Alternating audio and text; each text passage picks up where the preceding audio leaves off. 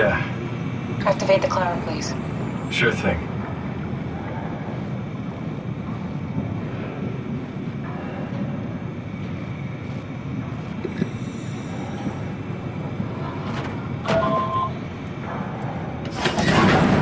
Take a seat and we'll be off.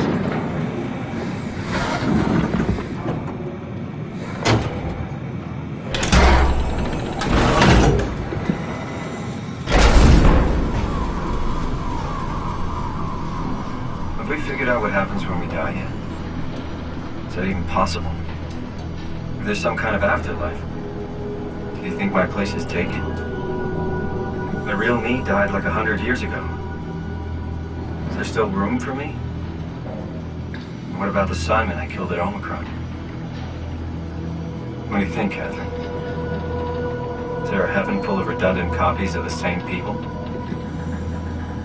Is there someone up there who called me an imposter? It's dumb luck, right? That I woke up in the right body. I basically flipped a coin, and if I had called the wrong side, I'd be rotting away at Omicron. I mean, there's nowhere to know, right? You didn't hit the make sure Simon wakes up in the right body switch, did you? Not that you would know. I mean, he would still claim to be the right Simon. Christ. This is awful. We did an awful fucking thing. And you wouldn't mind? Why would you? How could you know that it's not me, the me that I am, the same that I've always been? Please say something. I don't want to think. Please. I don't know what to say. I don't want to upset you. Say anything. When I was little, I used to climb the stairs all the way to the top of the building. And I could still feel how I had to, tuck my arms so I could push the heavy steel door open.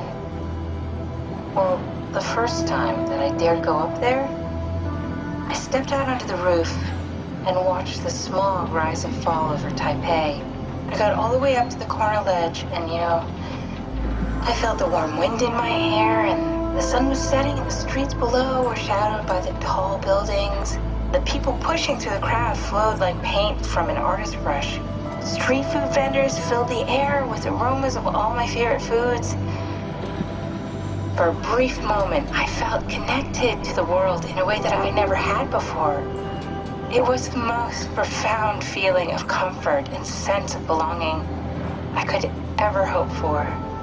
I really never felt the same way again, but I went up to the roof many times after. I'm not religious, but I can see why people would be.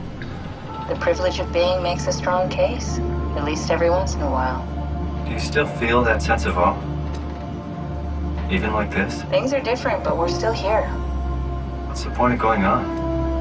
Everyone's gone. All the people still left are digital copies trapped in computers at the bottom of the sea. We'll never be able to rebuild or reclaim what we were. Are you really so unhappy being what you are, or is this about the man who went for a scan 100 years ago? Both, I guess. When I was back in Toronto, even the worst case, the darkest futures I could predict, they at least included my previous life somehow. I feel so uprooted. There's nothing here that I recognize, nothing that makes me feel like I belong. Even if we make it to the yard, would it be any different? I'd still be alone. No friends. No family. You could make new friends. I'm sure everyone would like to know the time traveler. If not, you still have...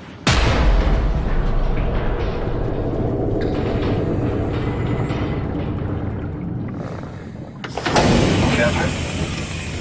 Kath? Hello, Catherine. What happened?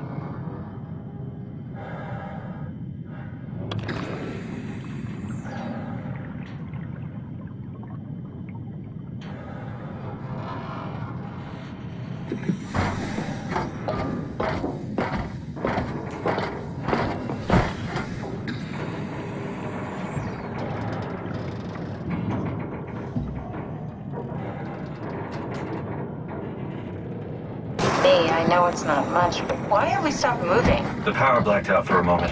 I think it could be the atmospheric pressure. It's pushing pretty hard, really testing the limits of my suit. Don't worry, it should hold. Comforting. It will hold.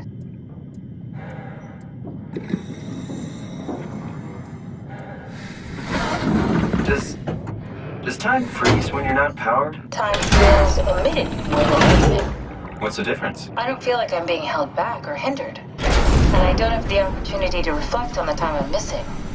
It's simply missing. Sounds like sleeping without the dreaming. Yes, but generally you anticipate when you're about to sleep, and there's a natural continuation since we tend to wake up where we went to sleep. My experience is more like an ever-changing moment that never really seems to find closure. Sounds kind of like a movie being edited live. I suppose so. I guess it sounds exciting, but it really keeps me activated to the point of exhaustion. It's rough. Could be worse. Could be a time traveler stuck in a body made from black goo. That'd be the worst.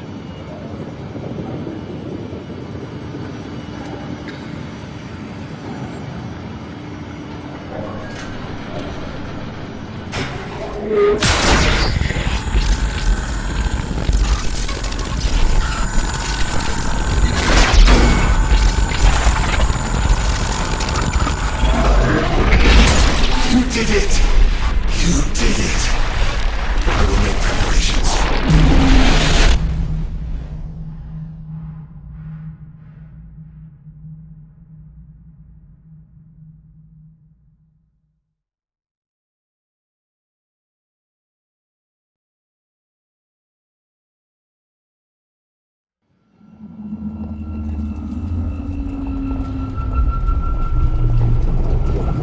Oh, good, you're back. What happened? Something dropped onto the cage. Knocks you right out. It spoke to me. Looked like a man, one of WoW's creatures. It just stared at you for a moment, then threw itself down the abyss. It said it would make preparations. I don't like the sound of that. It was very strange. I thought it was going to kill you for sure. Glad it didn't. Yeah, me too.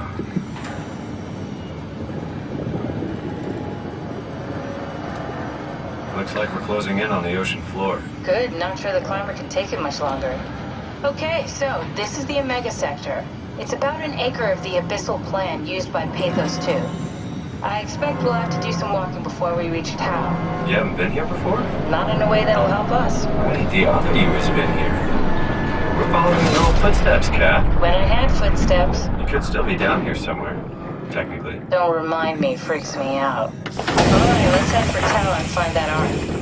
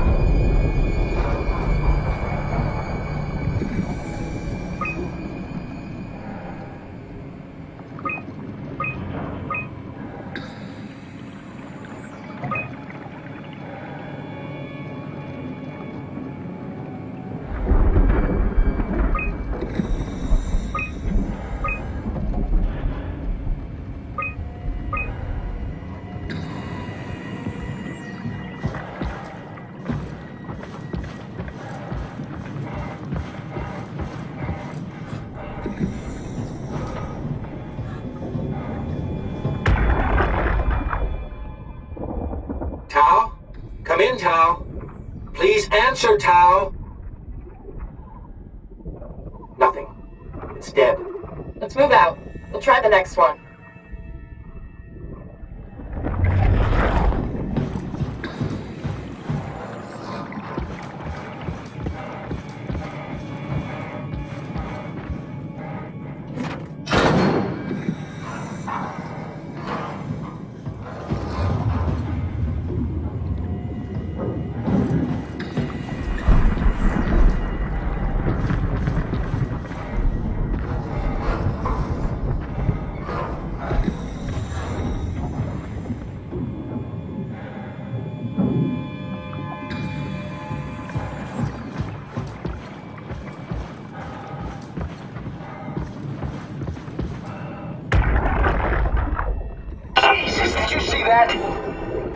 Stick to the lamplights. They won't go near them. I can't, Valglasser. It's important I reach Omicron. Our future depends on it. Calm down. Let's just follow the path. If I die, I need you to tell Julia Dahl that the WoW is out of control. She needs to get to Sarang. He'll know what to do. Raj, you can tell them yourself. We just need to pick up the pace, okay? Glass! We lost the path! We need to go back! I know where to go. Come on.